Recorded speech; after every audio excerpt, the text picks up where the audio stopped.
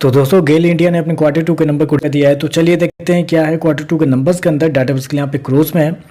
तो देखिए पिछले क्वार्टर की बात करें तो पिछले क्वार्टर में कंपनी ने 34,821 करोड़ के आसपास का रेवेन्यू जनरेट किया था ऑपरेशन के थ्रू। पिछले साल 33,049 करोड़, जबकि अभी देखें तो बढ़ के 33,981 करोड़ कंपनी का जो रेवेन्यू है वो आपको जाता हुआ देखने को मिल रहा है। तो साल से साल देखें तो साल से साल कंपनी के रेवेन्यू के अंदर लगभग बोल सकते हैं 3% के आसपास की तेजी आपको देखने को मिल रही है। वहीं अगर क्वार्टरली बेस पे जाते हैं तो क्वार्टरली बेस पे कंपनी के रेवेन्यू के अंदर गिरावट भी आपको देखने को मिल रही है। वहाँ पे देखें तो लगभग बोल सकते हैं 3% के आसपास की गिरावट है। तो क्वार्टर जितना गिरा है उतना ही साल दर साल आपको बढ़ता हुआ देखने को मिला। हालांकि मार्केट का मानना भी था कि क्वार्टरली बेस पे कंपनी का जो रेवेन्यू है वो थोड़ा सा गिरता हुआ देखने को मिलेगा। कंपनी ने शो कितना किया है 33,981 करोड़ के आसपास के रेवेन्यू, जबकि मार्केट का अनुमान था 33,850 करोड़ के आसपास। तो यहाँ पे देखें तो जितना मार्केट का अनुमान था उतना ही कंपनी का रेवेन्यू आपको आता हुआ देखने को मिल रहा है। तो रेवेन्यू में देखें तो रेवेन्यू में कंपनी के नंबर अच्छे आपको देखने को मिल रहे हैं। जितना मार्केट का अनुमान था उतना ही देखने को मिल रहा है और साल से साल बढ़ता हुआ भी देखने को मिल रहा है। खर्चे की बात करते हैं, पिछले क्वार्टर में 31,392 करोड़ खर्च किए थे, पिछले साल 30,506 करोड़, जबकि अभी देखें तो 31,154 करोड़ के आसपास आपको देखने को मिले। तो खर्चे भी देखें तो खर्चे भी कंपनी के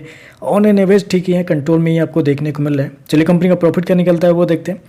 तो देखिए पिछले क्वार्टर में कंपनी 3,183 करोड़ के प्रॉफिट में थी, पिछले साल 2,442 करोड़, जबकि अभी देखें तो बढ़ गए 2,690 करोड़ के आसपास कंपनी का जो प्रॉफिट है वो आपको जाता हुआ देखने को मिल रहा है। तो साल से साल देखें तो साल से साल कंपनी के प्रॉफिट के अंदर तेजी आपको देखने को मिल रही है। लगभग बोल सकते हैं आप 10% के आसपास का जंप है कंपनी के प्रॉफिट के अंदर साल से साल। लेकिन वहीं अगर क्वार्टरली बेस पे जाते हैं तो क्वार्टरली बेस पे कंपनी के प्रॉफिट के अंदर गिरावट भी आपको देखने को मिली। लगभग 16% के आसपास की गिरावट है कंपनी के प्रॉफिट के अंदर।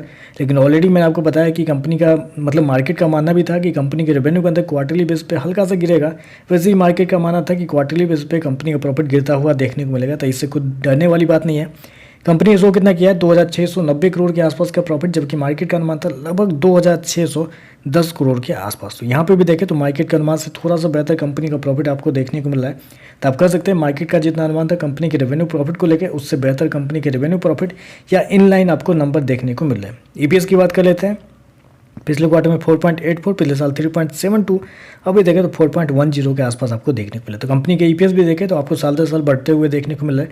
कंपनी के ऑपरेटिंग मार्जिन और नेट प्रॉफिट मार्जिन की बात करें तो वहाँ पे भी मैंने देखा है कि कंपनी के नेट प्रॉफिट मार्जिन और कंपनी का ऑपरेटिंग मार्जिन जो है वो साल दर साल आपको बढ़ते हुए देखने को मिला है। तो ओवरऑल अगर देखा जाए तो मेरे हिसाब से नंबर तो अच्छे आपको देखने को मिल रहे हैं, क्योंकि साल दर साल कंपनी का रेवेन्यू प्रॉफिट दोनों आपको बढ़ता हुआ देखने को मिल रहा है। और जितना मार्केट का अनुमान था कंपनी के रेवेन्यू प्रॉफिट को लेकर उतना ही या उससे थोड़े से बेहतर कंपनी के नंबर आपको देखने को मिल रहा है। तो चलिए बस आज के लिए बस इतना ही। वीडियो पसंद आए तो लाइक कीजिएगा, साथ में साथ चैनल को सब्सक्राइब जरूर कीजिएगा। धन्यवाद।